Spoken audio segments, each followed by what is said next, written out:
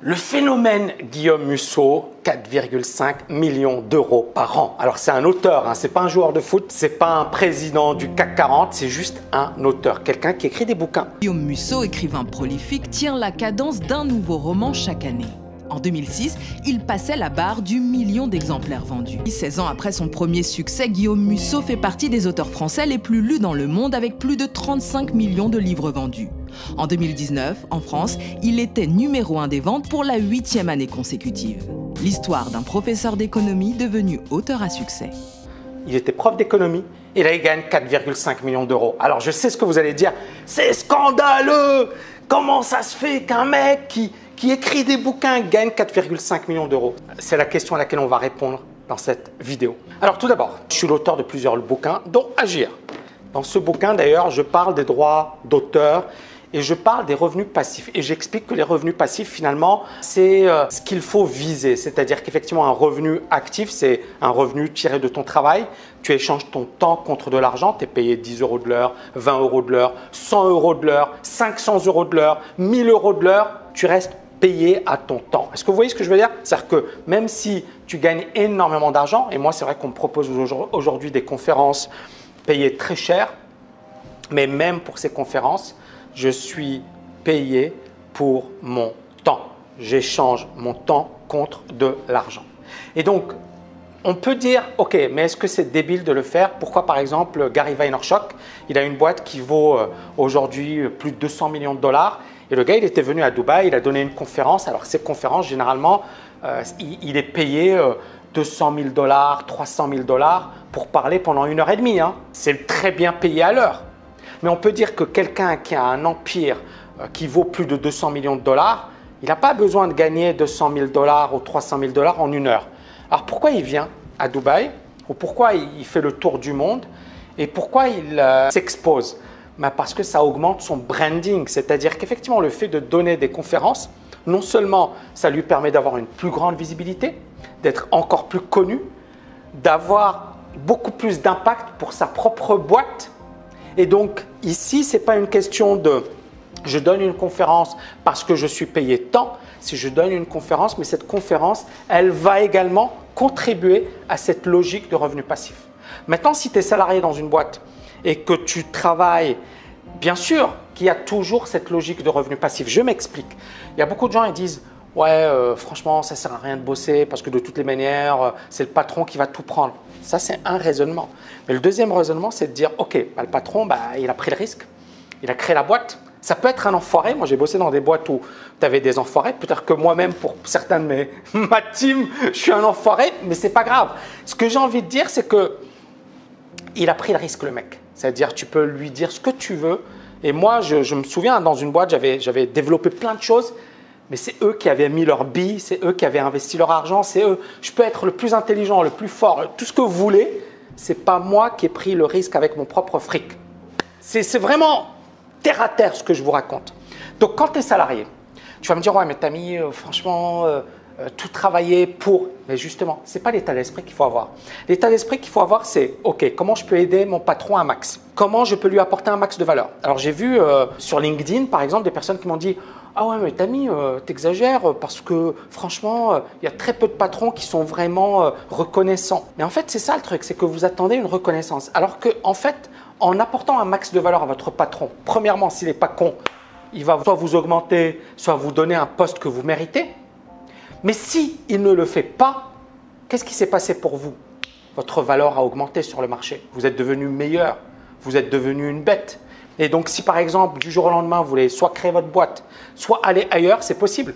Il y a Robert Papin, je ne sais pas si vous connaissez, c'est un mec, alors ce n'est pas le joueur de foot, mais c'est un prof à HEC, d'ailleurs qui a créé le master sur l'entrepreneuriat. Et j'avais lu son bouquin à mes débuts, lorsque je voulais être entrepreneur. Et Robert Papin, il a dit la chose suivante, il a dit « Faites vos preuves chez votre employeur, apprenez chez votre employeur. » Un chef d'entreprise qui sait où il veut aller, qui sait quels sont ses objectifs, eh bien, spontanément, il va voir dans ses collaborateurs uniquement les qualités susceptibles de favoriser ses projets. Donc, premier conseil, choisissez bien votre futur patron. parce que ou bien il vous emmènera avec lui, ou bien ce sera un calvaire pour vous. Mais cet objectif, vous-même, vous devez vous le fixer. Parce que si on veut que les chefs d'entreprise s'entourent de collaborateurs, il faut que ces collaborateurs aient un tempérament d'entrepreneur. C'est-à-dire qu'ils vont s'approprier les opportunités qu'ils vont détecter, donc ils vont se considérer comme des patrons. Si vous trouvez demain une opportunité importante pour l'entreprise, vous allez vous l'approprier et vous voudrez qu'on vous considère comme des managers et pas comme de simples exécutants. Il y a beaucoup de gens, ils veulent devenir entrepreneurs rapidement, ils ne savent pas ce que c'est. Ils ne savent pas ce que c'est. Et ils n'ont pas idée de ce que c'est. Moi, je le sais parce que je suis dedans. D'accord? Je sais que c'est beaucoup de sacrifices, beaucoup de travail, beaucoup de remise en question, beaucoup de coups bas, beaucoup de coups de poignard, beaucoup de… Voilà, c'est pas facile. Maintenant, si c'était facile, tout le monde serait millionnaire. On est bien d'accord. Et donc, à un certain moment, il faut se poser les bonnes questions. Et Robert Papin, il le dit. Il dit, faites vos preuves ailleurs et bâtissez vos, compétences. Et donc là, j'en arrive à Guillaume Musso. 4,5 millions d'euros. Et franchement, le gars, alors je reviens ici sur cet article, ce que gagne Guillaume Musso, l'écrivain français le mieux payé. Vous voyez ici 4,5 millions d'euros par an, une somme comprenant les droits d'auteur, les avaloirs, les droits étrangers, les adaptations au cinéma. Il touche 15 à 18% sur les ventes de livres grand format, etc. Voilà, le gars, il cartonne. Je vais commencer d'abord par comment il est devenu écrivain à succès. Il y a beaucoup de gens, ils vous expliquent encore une fois, voilà, c'est facile, t'as qu'à faire des vidéos YouTube, t'as qu'à, je parle de moi, hein, vous l'avez bien compris. Oh, devenir entrepreneur, c'est facile, gagner de l'argent, c'est facile, t'as qu'à faire ceci. Mais en fait, très peu de gens le feront parce que très peu de gens sont disciplinés, très peu de gens ont le focus, très peu de gens, ils vont jusqu'au bout. Il y a beaucoup de gens qui parlent, qui font beaucoup de blabla, très peu de gens qui ont le courage d'aller jusqu'au bout. Et beaucoup vont se décourager. Et donc, première qualité de Guillaume Musso, discipline, régularité. Le gars, chaque année, il te publie un bouquin. Qu'il pleuve, qu'il vente, qu'il neige, il publie un bouquin. À 44 ans, Guillaume Musso est toujours une machine à succès. Depuis 2004, il sort un roman par an et a vendu plus de 32 millions d'exemplaires de ses livres. Guillaume Musso, romancier préféré des Français pour la 9e fois consécutive. Et voilà, 1,4 million d'exemplaires de ses livres, c'est la 9e année consécutive. Mais ce que les gens oublient, c'est qu'avant de devenir l'auteur préféré des Français, c'était un auteur complètement inconnu. C'était un mec dont personne n'avait jamais entendu parler. C'était quelqu'un qui vendait certainement pas de bouquins. Mais il a été régulier, il a travaillé. Et vous voyez, il y a une régularité. Le mec, c'est pas un one try. Le gars, il a fait une tentative et il est devenu… Non. On voit que chaque année, il est au top. Et chaque année, il progresse. Et chaque année, il s'améliore. Et chaque année, il gagne plus d'argent. Certaines personnes vont être choquées. Non, mais comment ça se fait? Mais c'est inacceptable. Mais c'est les mêmes personnes qui achètent ces bouquins, quoi. Parce que le mec, s'il gagne autant d'argent, c'est parce qu'il y a des millions de gens qui achètent ces bouquins. Et on en arrive au fait que écrire des bouquins, c'est un véritable business. Et il l'a compris, lui et Lévy, Marc Lévy. Les produits dérivés, publication régulière et fréquente de livres, adaptation au cinéma. Marc Lévy, c'est l'homme de tous les superlatifs, le plus lu, le plus traduit, le plus vendu et le plus aimé. Depuis 2000 et la sortie de son premier roman « Et si c'était vrai », c'est la véritable lune de miel. Les droits du livre sont achetés par Steven Spielberg et il est adapté au cinéma avec Reese Witherspoon et Mark Ruffalo et se place en tête du box-office américain lors de sa sortie en 2005. Le cinéma est très attiré par les histoires de Marc, que ce soit aux États-Unis, en Chine et ailleurs.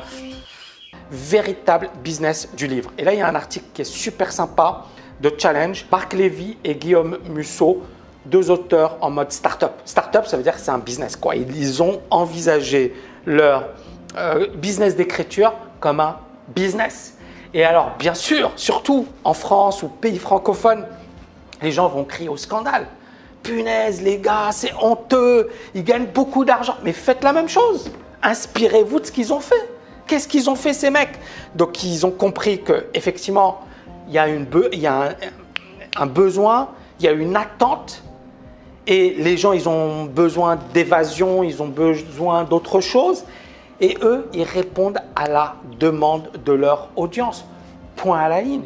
Regardez, ils sont tous les deux remarquables par l'abondance de leur production. Quasiment un livre tous les ans. La régularité d'une pendule suisse. C'est des machines. Et par le succès qu'ils remportent auprès du grand public, aussi bien en France qu'à l'étranger. Et puis bien évidemment, les deux, ils sont focalisés sur le cinéma. C'est-à-dire que non seulement ils racontent des histoires, et ils ont développé cette capacité à raconter des histoires, mais ils ont également développé un fonctionnement digne d'une start-up californienne. Pas question de rester un écrivain à l'ancienne, figé dans la seule vente d'ouvrages papier. Et les deux auteurs ont conquis sans état d'âme le continent de l'audiovisuel, de l'Internet, des réseaux sociaux. Et les éditeurs jouent le jeu et n'hésitent pas à dégainer la carte marketing pour augmenter les ventes. Les chouchous des Français, les voici, les gros vendeurs squattent le haut du tableau. En première position, Marc Lévy, il recueille un quart des suffrages. Ses romans parlent d'amour, de séduction et l'homme séduit.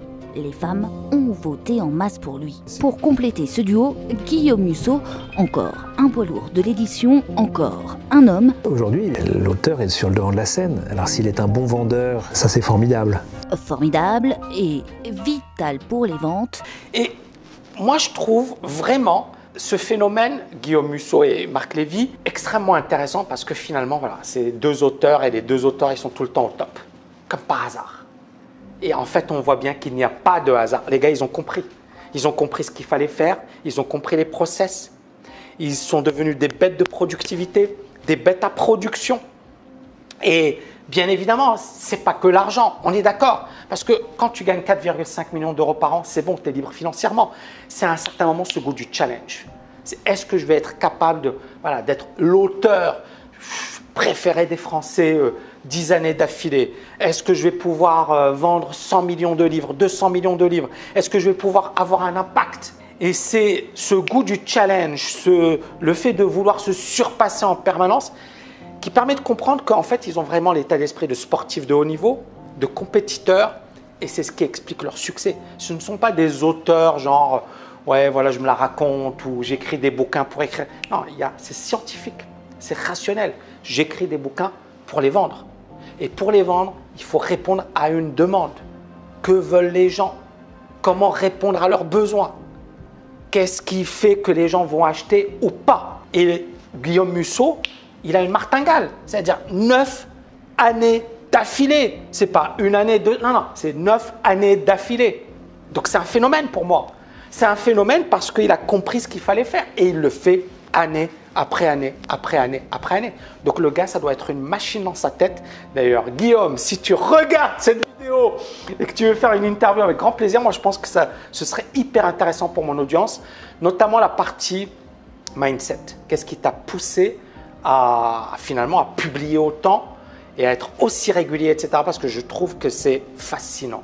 Et juste pour la petite histoire, avec Agir, on n'a pas vendu des millions d'exemplaires, mais on n'est pas mauvais.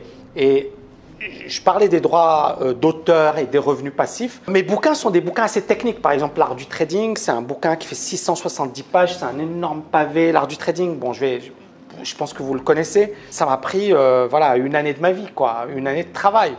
Et je sais ce que c'est qu'être auteur, qu'être écrivain, parce que je le suis. Ce que je veux dire, c'est que ce bouquin, je ne l'ai pas écrit pour le grand public. Je l'avais écrit parce que c'était ma passion, d'accord? Mais ce bouquin, il y a les deux. Il y a un, ma passion, et deux, le grand public. Alors bien sûr, et c'est également un bouquin salutaire.